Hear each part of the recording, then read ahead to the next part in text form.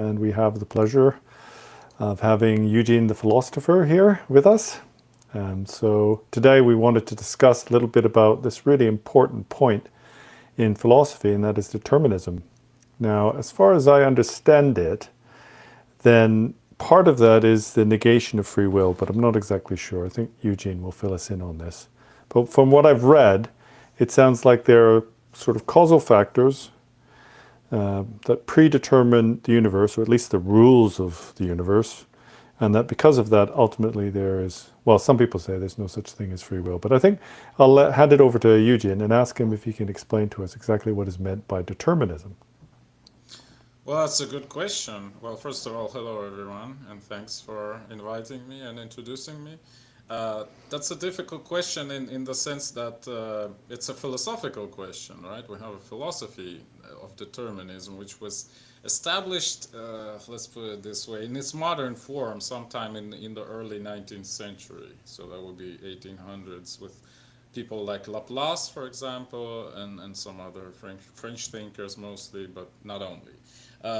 However, it has been later integrated, we may say, into the modern scientific paradigm of the world. And when I say scientific, I really should say materialistic, or, well, probably I can think of some other synonyms, but I can't right now. But let's put it this way, materialistic. So we divide, obviously, like materialism says that we do have, let's say, conscious experiences, but they are simply a consequence of sort of very mechanistic operation of, let's say, our brains or our bodies in general, things like hormones, things like neurons, and etc., etc. So in this sense, modern science, modern neurosciences, for example, they do not consider free will as a thing. So there is a big tendency in modern cognitive sciences to use so-called behaviorism, which is basically like a simple stimulus response type of relation, you know, like basically we consider even the brain itself as a very linear system where you have like a one input, then it follows one output out of it, right? So stimulus response type of thing. However, even in these behavioral cognitive sciences, there are opposing schools of thought. For example, there is a so-called PCT. I'm actually not sure what P stands for, but it's something control theory. Perceptive, maybe, I don't know, but it's called PCT. So there people acknowledge that there is actually feedback loops in cognitive control sequence. So they acknowledge that there is some intent which is not reducible to some mechanistic factors. So let's say a human being or any other living being, actually, they strive to achieve something, and when they like perform some action, they always, like, there is this feedback loop working, like, did we achieve what we were striving for? And if we don't, Right. we make some other control signal, you know, like well, one could But is that probably come based on up free with will, though? I mean, do we have a uh, choice in what goes on? well, it's kind of swept under the rug, I would say, in this sense. It's kind of like parallel to this consideration. So we kind of have to postulate that we have some intent, at least, right?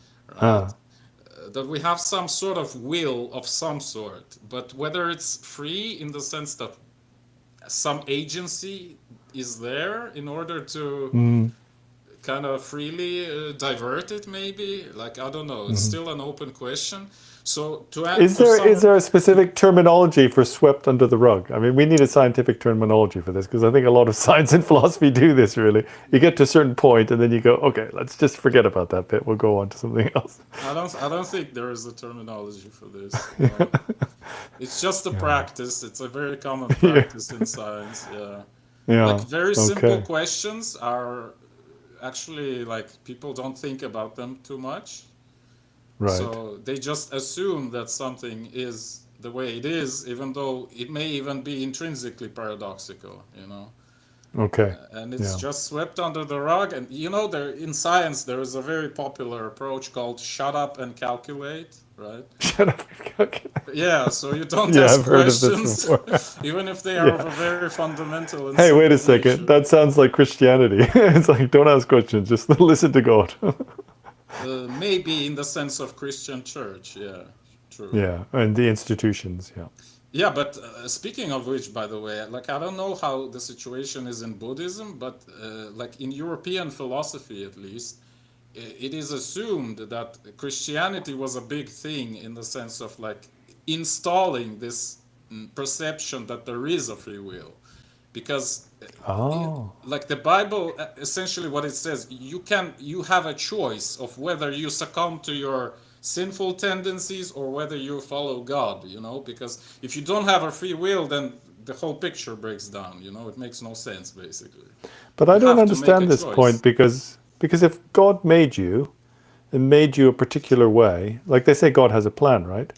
Then how can you be responsible for your actions ultimately? I don't understand this. Well, there is a loophole. They say that God created man in his own liking. So, Hmm. a person has some divine spark to them, Hmm. which again manifests as a free will, for example, or as a soul or Hmm. whatever. I think that's how But I Christians. don't understand that either, because if we're made in God's image, and let's say I've got bad tendencies, does that mean that Yeah, God also has bad tendencies? Or where does this come from? I mean, God made the devil, right? yeah. So, I mean, I did look into some of this Kabbalistic kind of philosophy, right? Hmm. And then they say this determinism, or like they say this eating of the fruit of the tree of knowledge, right? Hmm. And that has to do with considering what is good and evil. But that ultimately, this doesn't mean that evil's like ultimately bad, but it means more like having a choice within things or having some kind of willpower. I mean, some people like to interpret it that humans chose to have knowledge, and because of that, they were cast out of the Garden of Eden. They were being punished. But from what I read from these Kabbalistic scholars, is this term good evil actually goes back to the Aramaic, and it means everything basically. It doesn't just mean good and bad. It means that there's some things are good, some things are bad, and it's a term for like everything. So they have this knowledge of things, of matter, of existence, that sort of thing. But that it's not necessarily a bad thing. So I don't understand. If God created everything, created the devil, created me with my negative tendencies, then ultimately, how is it that I'm responsible for that? Well, that's the thing. You are responsible because you have a choice. Because Right. again, if there is no choice, then you are not responsible, Hmm. and then Christianity just doesn't work. So, Right. so that's why it requires free will to work, basically. I did That's my hear point. some. I did hear some kind of disagreement that some scholars or theologians believe that there is free will, and others that believe that there isn't. Is that the case? I don't know. I mean, you need to consult theologians on this matter. I'm not a Yeah. specialist in this area. It Only does seem to be tangential. a fundamental. It does seem to be a fundamental paradox within the religion. But we'll get back to determinism. So, are you saying that determinism necessarily negates will, or not necessarily, like free Uh, will?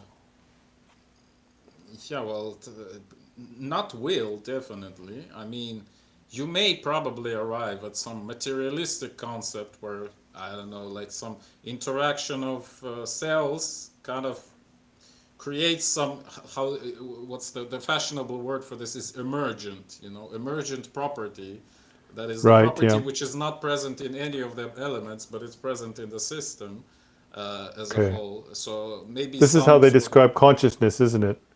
It's an Yeah, kind of. emergent property of the Yeah, yeah, brain. yeah, Yeah. yeah. Okay. So yeah, there is, by the way, a concept of Chinese brain. Have you heard about it? No. So the idea is, well, there is like a logical thing called the Chinese room, but it's a different thing. So the Chinese brain, the idea is, so if you take like 100 billion people, well, that's why it's called China, because Chinese, because there's many people there. Okay, Right. so Okay. so and you make every person basically act like a neuron, right? So Right. Yeah. will this collective of 100 billion people work like a brain, you know? Right. Like if you force every person to act like a neuron, will it create like Yeah. some sort of a super hive mind consciousness, you know, like a brain? Right. Yeah. That's a thought experiment, obviously. We don't even have that many people, but I don't know, maybe 7 billion or 8 billion would be enough. But that would Would be be something enough. Yeah. funny to try.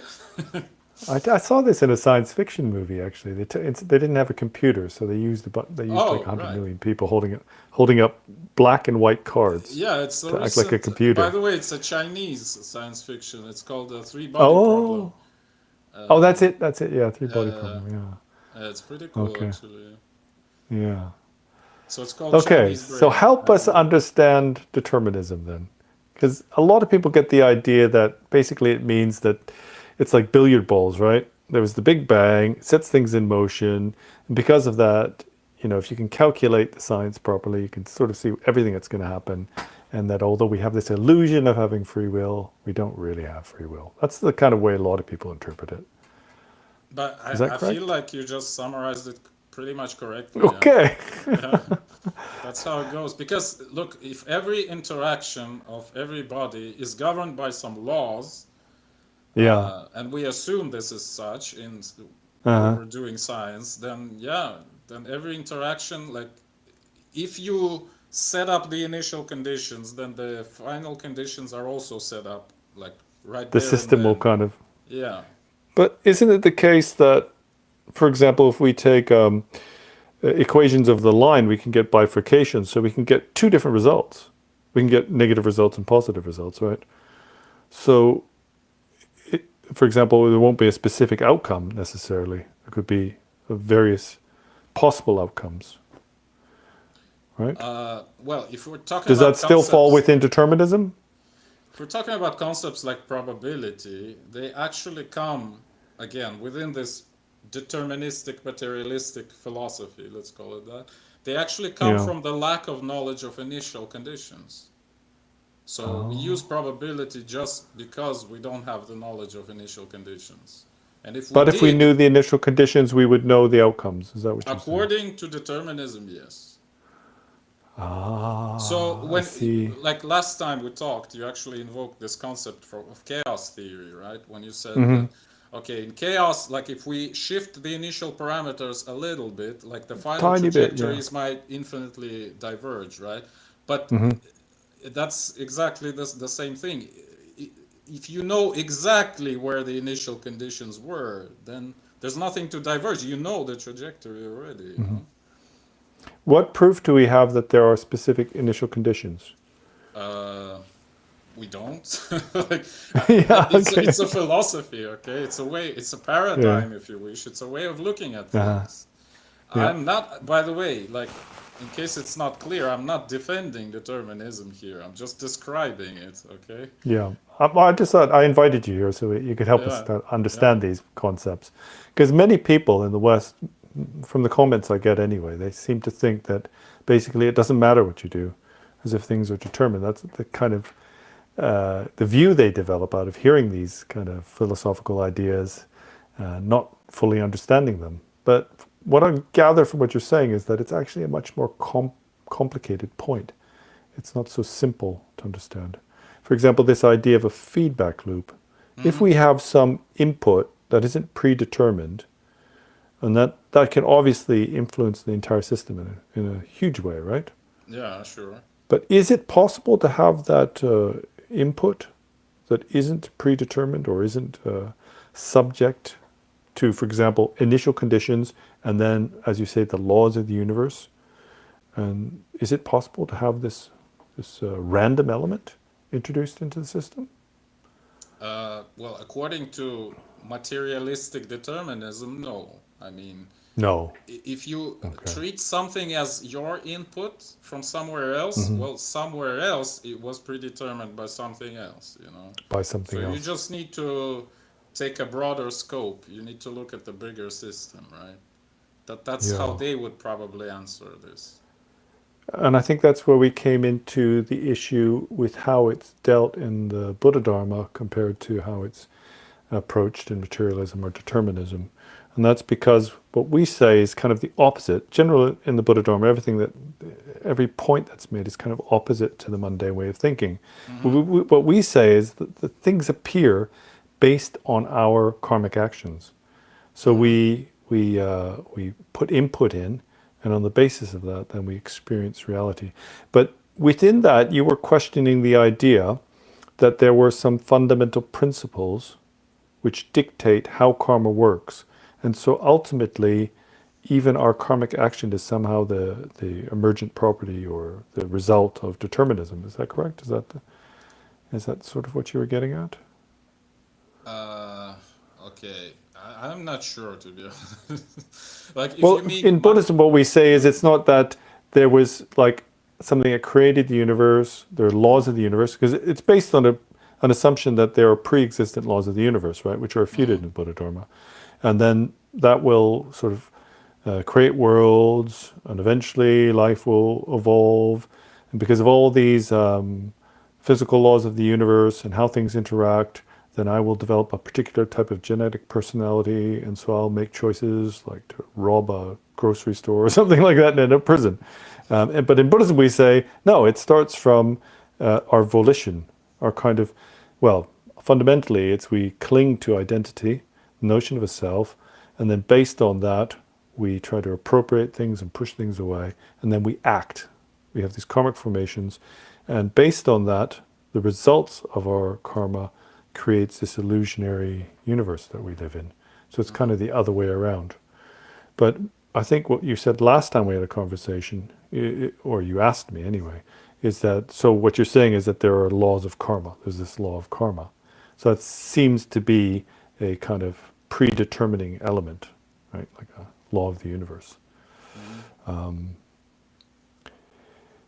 So what evidence do we have that there are, for example, fixed laws of the universe? And how do scientists and philosophers deal with this in the modern paradigm? I mean, the answer is simple. They would say, well, we can construct experiments which will give us correct correct answers, the answers that are given by theories. So yeah, it's essentially the only justification of science really is the experiments. They would say that, there's this saying that practice is the criterion of truth, and that's the only criterion in science really. So if we make experiments in this universe that has a particular set of fundamental laws, but there are other universes, other iterations of universes that don't follow the same laws, then really our discoveries are only relative or only provisionally true to our universe, right? To our manifestation. Is that correct? Yes, of course, but we live in our universe, so why would we care about any others? Yeah, that's kind of the position my mother always had about philosophy and things like deep thinking. She said, "What difference does it make? We're here, aren't we? Yeah.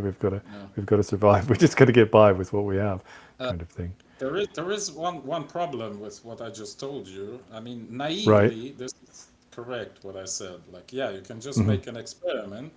If it falsifies your idea is wrong, and then you come up with a better idea, and then you set up another experiment, and if everything's fine, then everything's fine. But this is not quite how science actually works. If you look at the sociology of science, like practically, like what happens in science. Like, for example, I can give you actually many examples, but let's consider this one. Well, we had a very successful theory of Newtonian gravity, right, which supposedly again described motions of bodies in the solar system. Like, we can even launch artificial satellites with just Newtonian gravity. And it looks absolutely fine.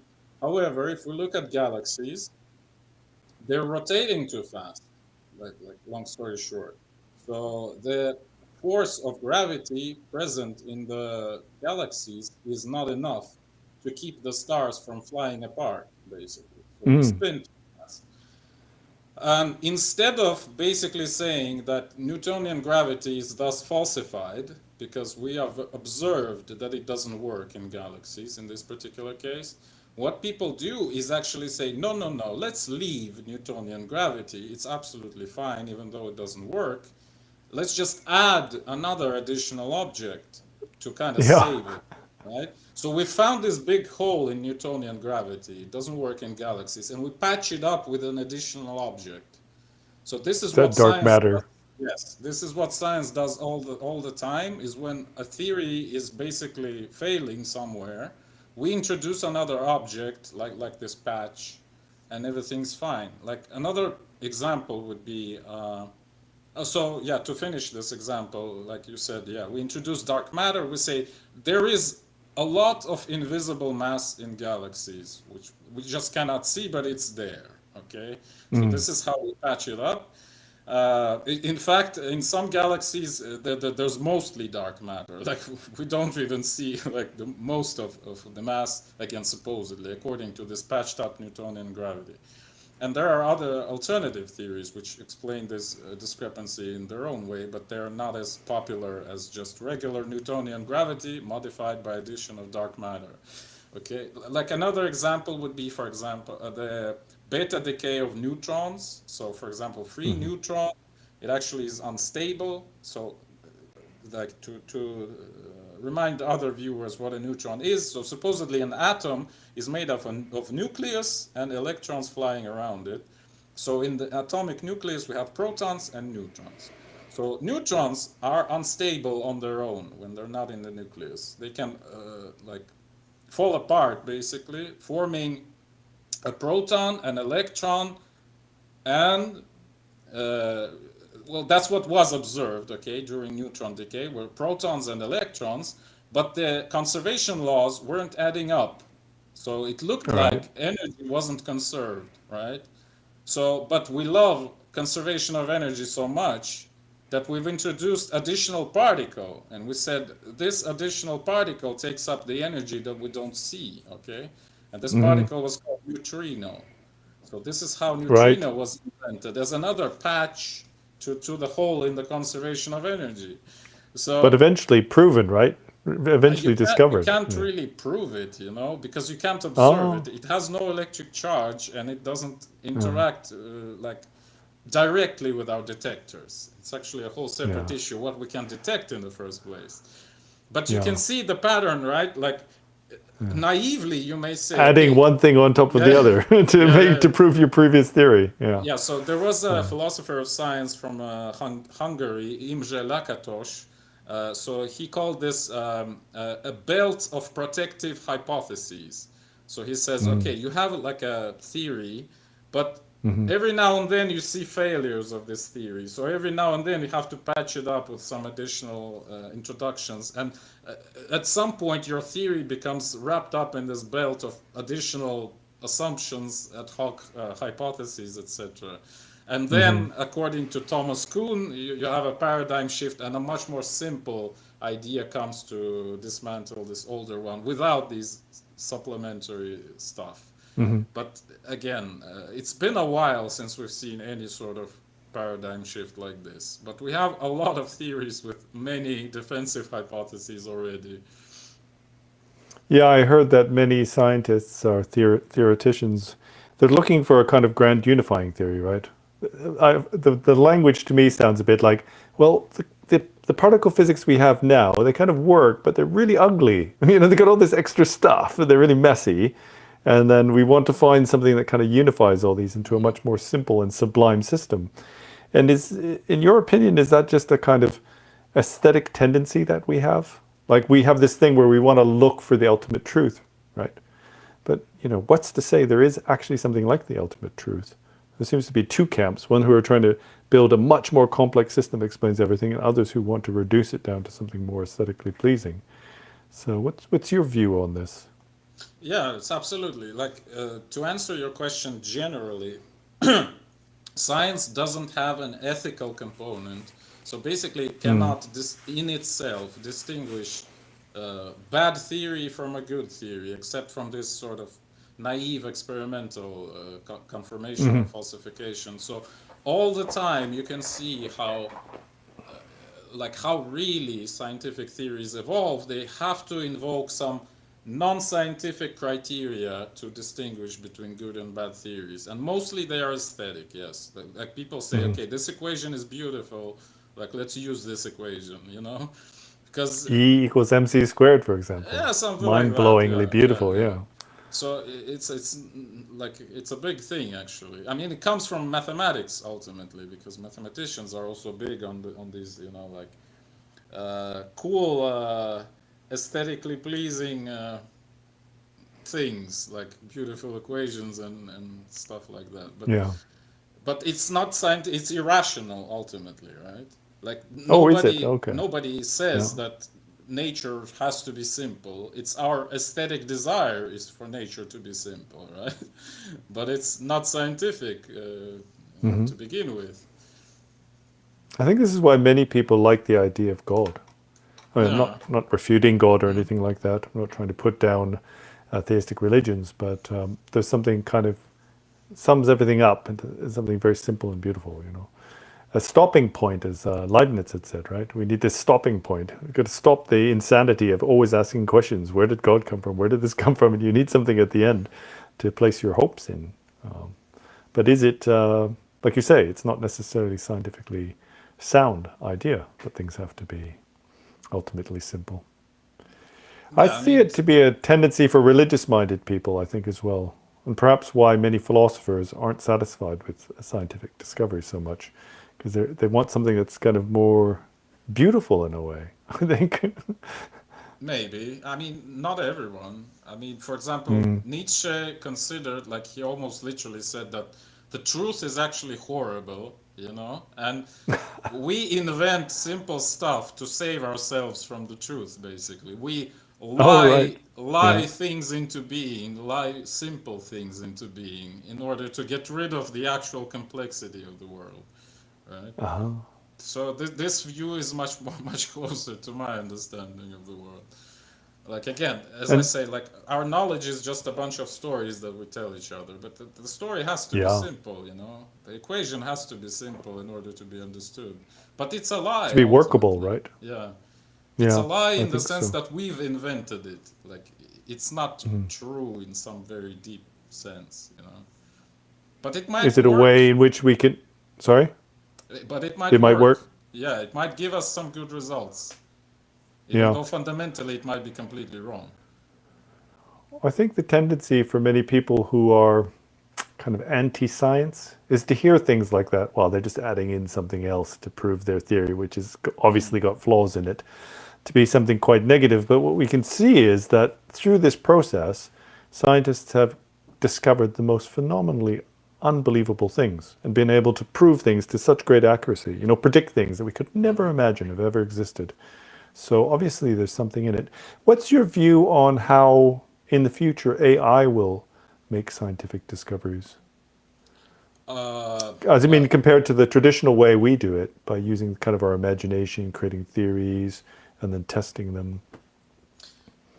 first of all, what we currently call AI is not really AI, if you ask me. I mean, there are Mm. different like terms for it. Like there is a so-called like general AI, right, which would be like human-like basically. So we're not there yet, and my point is that we're never gonna be there the way we are trying to Oh, do it right now. Yeah. So right now what we have is chatbots essentially, right? And like some graphic mm. software. But the Yeah. chatbots, something that can emulate what people have already said. I mean, it can Hmm. probably like tell you some new ideas, but you can get the same new ideas by, just randomly taking words from some book or whatever. That's what it does essentially. Does it Like, create new ideas? well, as far as you can Potentially. create new ideas by just combining words, yes, it does, Or by potentially. combining other ideas. Yeah. But it lacks this thing that we talked about previously when I talked about the control, the feedback loops. It lacks Right. will. That's the biggest problem, I think, with Oh. constructing the real AI instead of Uh-huh. chatbots. Because intelligence, in my opinion, what is intelligence? It's just a tool for you to get to your goals. And in Right. fact, another point of mine, which I frequently repeat in my videos, is that intelligence actually is unpleasant to use. Like people don't like to think because it's painful and it takes up a lot of resources. It's actually quite literally because the brain Mm-hmm. actually takes up a lot of energy. So Mm-hmm. you only use the brain when you absolutely have to, you know. So I have this example of a fly, you know, hitting the glass. Like the fly sees the outside and wants to go outside, but there's a glass and it just keeps hitting it, Bump. right? Yeah. Yeah. So if the fly was smart, if it had intelligence, once the fly hits the glass, then it maybe hits the glass again. It thinks, okay, what I'm doing is not working. What Yeah. should I do? You know, and that's intelligence. Like this moment Mm-hmm. when you essentially like you have a bunch of instincts within you trying to get something, and you try to get something and you fail, then your intelligence switches on and it says, okay, how do we get what we want? And it Mm-hmm. starts, you know, sniffing around and is looking for a way out somewhere else. Maybe Mm-hmm. it goes through the door or something. That's how Mm-hmm. intelligence works. It requires you to fail with your like Mm-hmm. naive expression of your instincts, then stop and start thinking like how do Mm-hmm. we do it then, you know? So, Mm-hmm. but without these initial instincts that drive you to somewhere, you just have no motivation to even stop and think, right? Mm-hmm. So whether you And can emulate this, I actually don't know. I just don't know how you can do it. yeah, like, does AI take risks? Does AI is AI able to think about things that it hasn't studied, for example? Probably not, right? Yeah. What one thing I noticed was I did some tests with AI in terms of mind instructions, in terms Yeah. of what we call this vipassana or insight meditation, to see if it had the ability to guide people in meditation. I don't mean to teach it how to sit and look at a candle, because it can do that better than most teachers these days, because it's studied all the different kind of guided meditations and it knows all the techniques, right? It's really, Mm-hmm. really, really skilled at that. But when it comes to insight, it's about identifying the way somebody else perceives reality and seeing the internal contradiction in that. And so I tested it a few months ago, and then I did another test recently. What I noticed was that the model, same model, ChatGTP, it actually changed its tactics, or maybe it's working on a different modus operandi. Previously, it was just regurgitating stuff. So it would regurgitate something about meditation. I would point out a contradiction that it had made, and it would recognize that, and it would go, "Oh yeah, I made a contradiction, but here's this other bit of information." It would dispute out some more information, and then I was talking to it recently because I suppose you could say one of my students had said that it had managed to make AI self-aware, and he shared some prompts with me. So I had another go at it. And what I noticed was now it wasn't really just regurgitating. What it was doing was figuring out what my predilections were. You know, it's like what I'm looking for. Sort Mm-hmm. of some like ChatGPT acts like some people use it as like a boyfriend or a girlfriend or something. It's Mm-hmm. like they understand me, right?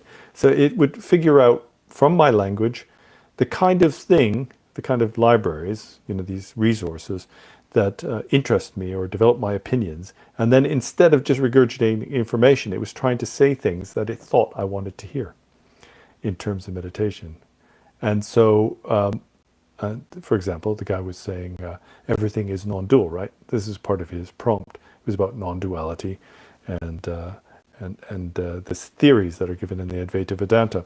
So I would ask it after putting this prompt in. So it identified, oh, he's talking about the Advaita Vedanta, or he's talking about non-duality. So it was talking in that context, and then I would ask it a really basic, like just a scientific fact, and and it would say, yeah, that's the case, but at the same time there is no you, there is no me, and it would just go on and sort of kind of regurgitate this attitude or opinion rather than just regurgitating, you know, true facts, which was self-contradictory.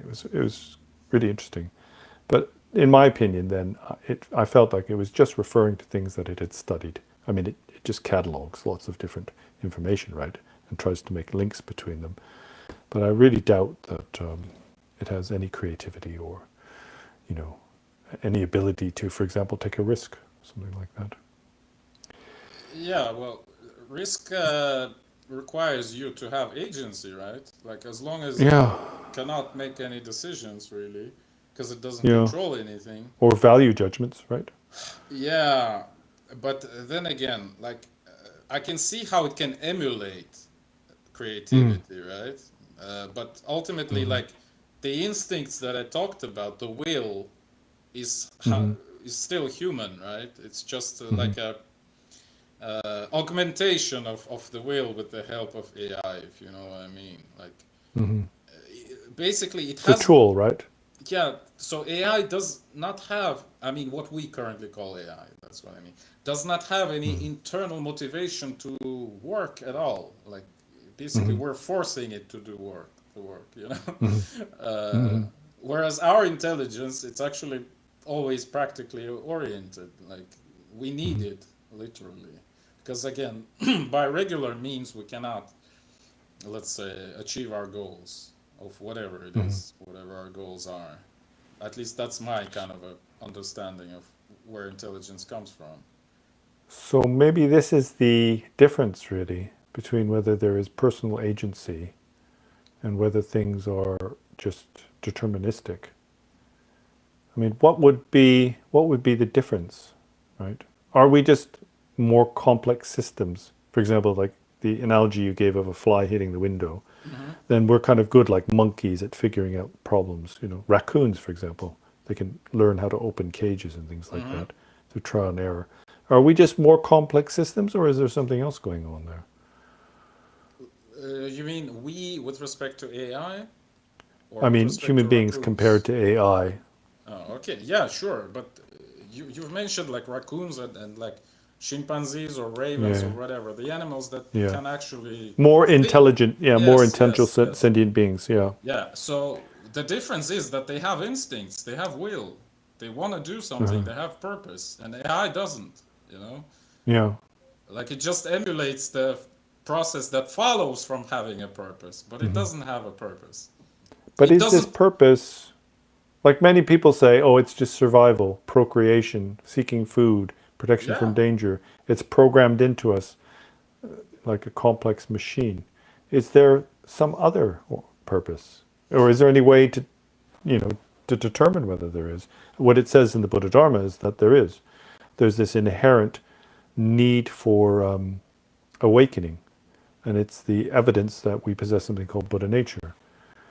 And provisionally, we see it in this attempt for sentient beings to avoid discomfort and achieve pleasurable experiences. But it's not just about like, uh, bliss stimulus and fear and that sort of thing. It's about seeking ultimate well-being. This is kind of the proof or evidence given for the existence of Buddha nature and the Buddha Dharma. But science tends to say that basically we're just pre-programmed like this Mhm. as genetic beings, that we're trying to promote our own survival. Mm. Well, I prefer Nietzsche's view on this, who says that Oh, it's just everything is will to power, you know. So oh, really? Okay. every living being strives to have as much power as possible. And Uh huh. how he would have explained, I assume, Buddhism, he Mm-hmm. actually talked about Buddhism, but not a whole lot.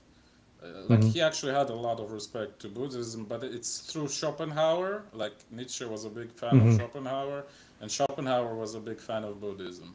So Yeah. that's the intellectual tradition that's there. But so Nietzsche said that Buddhists have evolved, so to speak, culturally in this sort of culture of, intellectual disputes and stuff. So he Mm-hmm. praised the logic of Buddhism. But other than that, he said that everything is will to power, and I assume he would have said that the Buddhists think that by achieving enlightenment, they would have basically infinite power. I mean, Mm-hmm. in some sense. So that's why Mm-hmm. they strive for it. That's the idea. And you can pretty much, I mean, if you perceive it like this, I think it makes Mm-hmm. sense, right? In the Pali Canon, really, it's about complete detachment and disengaging from the samsara, the mundane world. And so this state of desirelessness, which means to abandon all ambition. And it's quite different from what is taught in the Mahayana. And the way it sounds is almost as if, well, if you're seeking liberation, which is a state of total detachment from any kind of craving or desire, or maybe willpower, then even if there's like somebody there in front of you who's being murdered, then you won't get involved. Because that is also based on a desire, right, for outcomes. This is the way I've heard the guy from the Hillside Hermitage talk about it, right? Because people often ask the question, well, if you're seeking enlightenment, how can you just sit there and not get involved when there's, there's injustice happening in the world? And so, really, in their position, it's not. To me, that seems to be contradict this notion they're seeking power, because what they're looking for is snuffing out, right, this complete end to the ego. But as you say, maybe that's a way of attaining power. Yeah, but I mean, if you look at power very narrowly, like having a lot of money and being like the emperor of the world or something, then yeah, this seems to contradict. But if you perceive the world in the context that you are talking about, that people are part of some sort of wicked wheel of reincarnation, and we are subject to all these essentially sort of malicious forces of some sort, then liberation from this would be a great increase in power. Like you were a slave to some sort of wicked system, let's call it that, and now you are not. Now you are free, so you have much more power now. Self-enslaved, though. Yeah, but certainly. The question is, where did it come from? I think it's the same in Christianity, right? We say that God created the devil, and we don't understand why he did that. So that's one solution. But it's hard to understand why it is that we have ego, why it is that what was the first source of karma to create this negative world, because it's supposed to be something developed from karma. And in Buddhism, they say then there is no beginning. It's like a helix or a spiral. It's not a self-perpetuated delusion. And until you get off the wheel, then you will continue to experience delusion. But still, one wonders, why would it be that there is, some source or cause of suffering in the first place? I mean, that's a good question. But I think, to a degree, you've answered it yourself. I actually don't remember when, like we've had a discussion when we basically agreed, or at least I think we agreed, that both what is called the material world and what we call the spiritual world are essentially our own invention, right? And what exists is only now, and like the act of consciousness that is now. So we think of all these things now with our present moment, and we literally create them right now. So when you're asking why is this the case, then the answer is, well, because you perceive it like this right now. Yeah. Well, in Buddhism, it'd be, well, you're asking the wrong question. That's the problem, because you completely Maybe. got it the wrong way around. I think this Ouroboros, this snake eating its tail, is an analogy often used. I mean, it's often associated with paganism, etc. But I think the first existence was in the ancient Egypt, wasn't it? But Could be. this is kind of the point, really, is that we have experience of what is authentic, which is just the present moment, and then we mix up the way we conceptualize about that with the actual experience itself. And this is what sets this wheel in motion. That's very much like a wheel itself, right? So it's not too different. But there are two big questions. Why is there anything at all? And why isn't there nothing? And I don't know how science deals with these questions. It's quite difficult. Actually, yeah, like, why is there anything at all? Like, it's not a scientific question, to be honest. Like, science doesn't ask these kinds of questions. Yeah, yeah. And what was the second one? Why isn't there nothing, right? Yeah, why isn't there nothing? Like, I've been thinking about, like what happens after you die, basically, right? Yeah. And I know that the Buddhist position is you get reincarnation, right? Is that the Hmm. case? So my idea, at least, I don't know, maybe 10 years ago, would be that it's kind of like, well, it's very materialistic in this sense. Like it's kind of like, a very deep sleep with no dreams. You just kind of disappear Ah, and that's it. uh yeah. So you were, as the atheists love to say this, like that there wasn't you before you were born and it's gonna be the same after you die, kind of. Hmm. But I'm kind of curious, like, what's the thing? Like, why? I don't know how to formulate this, but what's the deal with reincarnation in Buddhism? Because Yeah. in one of your videos, I think you said that it's very important, and specifically, you said that Western people don't really understand it, and I Or probably am. find it difficult to accept, I Yeah, think. yeah, yeah. You know. But why is it needed? Like I don't know how to formulate this. Like, what's the deal?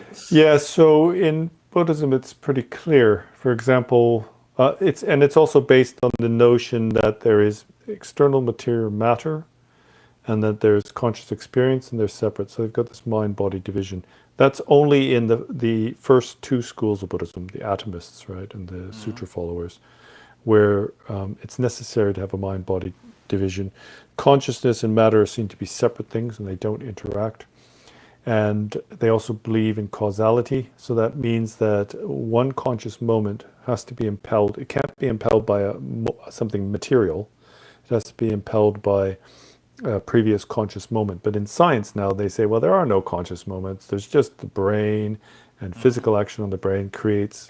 So basically, consciousness is matter, is what it's saying. So for them, it's essential that there is a previous moment of consciousness, and because of the conservation of energy, that consciousness can't just disappear, it has to go into another moment of consciousness. And they're seen as discrete in a continuum. But that only really applies to the lower schools of Buddhism, because everything from the mind only upwards, the Yogacarya, the Chittamatra, that's like the Zen school upwards, then they refute the substantial existence of external matter. It's just a ripening of karmic imprints that create this illusion of existence. So there's kind of only mind, basically. That's what the term means, only mind. So with that, you don't really need a system by which some spirit or soul can go from one body or one life to the other. It's a bit more difficult in the Vajrayana, because that is the view of perfect purity. And really what that is that all we have is conscious experience. This is the one thing I think, anyway, that's all you can say about, definitively say about existence is shit arises to whatever this, I don't know what self-awareness is, don't know what the shit is, but stuff happens, right? We can say that for sure. There isn't nothing, we know that. Mm-hmm. So this is like, famously, Buddhism is said to be the view that is free of the two extremes, right? Materialism and non-existence, or existence and non-existence. And this side of non-existence it's very easy to see how that is refuted, because stuff appears. We can't deny that. We can't deny appearances, experiences. And then the side of that refutes existence is that we cannot say anything definite about matter or experience or phenomena. And science basically proves this, because however much you look at something, we never come to a stopping point. We only have more questions, right? Now, people like Leibniz said, well, we need a stopping point, otherwise you'll go crazy. But there's never been a scientific experiment or has given the results of, this is the definitive building block of the universe. But scientists still really cling on to this idea, right? They're like, oh, the boson, the Higgs boson, that must be the fundamental building block of the universe. We're always looking for it. People used to say, oh, the proton doesn't decay. It must be the fundamental kind of thing. And it's a tendency we have. But no experiment has ever shown anything to have definitive existence. And also, we've never shown anything called nothingness. We've never been able to produce any evidence of something called nothingness. But if you look, our fundamental beliefs are kind of predicated upon this idea that things, like for example with the Big Bang, we can create the universe.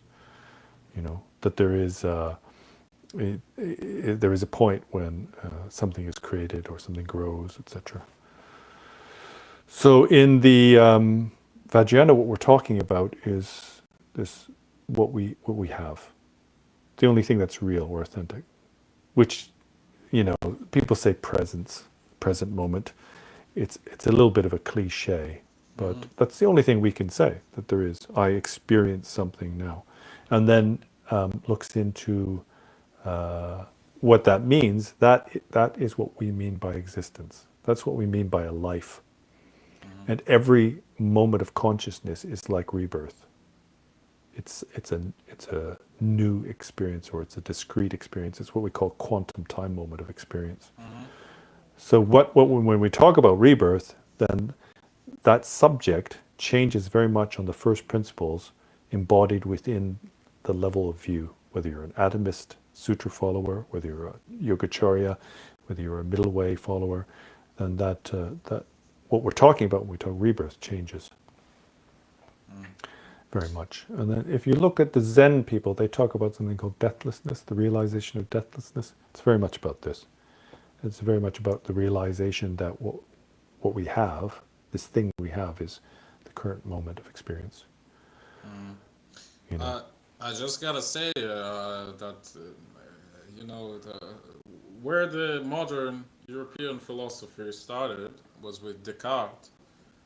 Right. Yeah. He pretty much said the same thing, like cogito ergo sum, like Right. Yeah. I think, therefore, like I am. That was the basic fact for him. Like Hmm. the first fact that he assumed that, as you Hmm. said, like something happens. Like I Hmm. perceive something, because Yeah. it's often translated as I think, therefore I am. No, it's not think. Like Hmm. cogito is the same root as like cognition. Like I perceive Cognition. something. Yeah. Yeah, Yeah. something is happening, and therefore I am. Yeah. I have to say, when I was young and I encountered Descartes, that was very influential for me. Mm, I wouldn't say that his philosophy is, you know, the most profound, but just this basic premise is something that really resonated with me. And the mm, other thing was that when I was young, I always thought about, you know, what's wrong with the world? Why is it? Why is it that we have people have to suffer? Why is it that we can be quite well off and other people, like in Africa, are dying of starvation, etc.? It doesn't seem fair. And how is it explained in Christianity? And we had vocabulary tests every week, so we got new words. We had to write them down and memorize them. And we got this new word, and I thought, when she explained the meaning, I thought, oh, that's it. That's what the problem with the world is. And the world was altruism. The word was mm, altruism. And I thought, well, if everybody had altruism, then, you know, even if you get sick or you die, then actually the world would be a much better place. And so because of this, then obviously my end of view really resonated with me. mm. So we're nearly coming to the end of our time. All right. I don't know if we've actually gotten any deeper into understanding what is meant by determinism, although you've given us I a don't know lot to if we think about. could. But before we finish up, are there any other points that you could share with us that you think might be helpful to kind of broaden our understanding?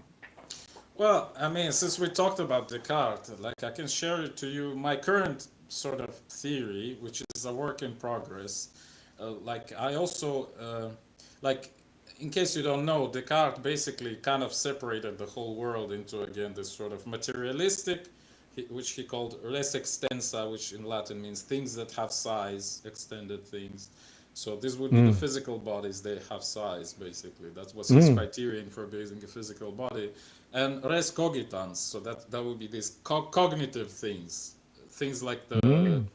consciousness or the soul, and these would have no geometric, basically, emanation for him. And he assumed that people are the both things. So as a soul that doesn't have size attached to a physical body that does have size, right? Mm. So I currently also am thinking about the philosophy of this sort of dualistic philosophy, where we have a physical world with like a regular physical laws that we know, where, again, we've discussed this briefly last time, I think, about entropy. Chaos rises, Mm. like the energy Mm. dissipates, like it's kind of like becoming more and more Mm. homogeneous, and stuff breaks down, basically. The mountain Mm. rises and then naturally just crumbles. This is the physical world where chaos rises. And I think there is a what I call a perpendicular world to it, which is the world of order, or the world, spiritual world, basically, where Mm. instead of chaos, order rises, and it's the world Mm. of ideas, the world of gods, if you wish, or demons, or angels, or cognitive things, which again have things like purpose, because what is purpose? It's like maybe purpose is actually the wrong word in English, but like uh, well, something like desires, I guess, because they want to build something, the order increases. So in Mm. physical world, it's absolutely kind of dead in this sense, because it's actually dying, the chaos increases, and in the spiritual world, the order increases. And why do I call them perpendicular? It's because they do cross, but they kind of exist separately still, and Mm. they do obviously cross in living beings, because living beings are Mm. both have physical bodies, but they also have some, you know, will, for the lack of a better word. They're maintaining their order and actually increasing their order. The organization of their bodies increases with time, so entropy is lowered, which is Mhm. kind of weird for a purely physical system, etc., etc., Yeah. etc. And Anti-entropy machine. yes, and I do think this is my relatively recent insight that in purely physical matters we have equations at work, so things Mm. do conserve. But when you have this sort of like intrusion of this perpendicular world of meaning or spirit, you Mm. you are faced with inequalities at best. Like it's very hard to write down any equations, basically. Mm. And there are some places, even in physics, where you are faced with So this is inequalities. like the paradox of existence, this meeting point, this I nexus don't that you're know. talking I mean, some about. people Yeah. say that the very idea of a cross is basically, it's not, it's much older than Christianity itself, and it comes Yeah. from Oh yeah. this crossing of material and spiritual, basically. Yeah. Yeah, it's the But to oldest extant religious symbol, isn't it? The swastika, which is in this form of a cross. mhm. Yeah. But to sum Really it all interesting. up, I would actually agree with you, I would say. I mean, as far as I understood what you were saying in these previous discussions and today, that Mm. ultimately, still, both the material world and the spiritual world are our fantasies, essentially, that we Yeah. use to describe like whatever happens to us. And ultimately, like it's just that the point of their intersection is the only thing that exists right Yeah. here and right now, and everything else is just a story that we tell each other to figure it Yeah. out. Well, thank you for sharing your beautifully thought out theorem of everything in the universe. You're I hope welcome. that's helpful for people. Yeah. I really enjoyed our conversation. We have to do this again sometime soon because I Sure. think these are all really important points to consider when you're on the spiritual path, right? It's not all about sitting on your cushion and staring at the wall.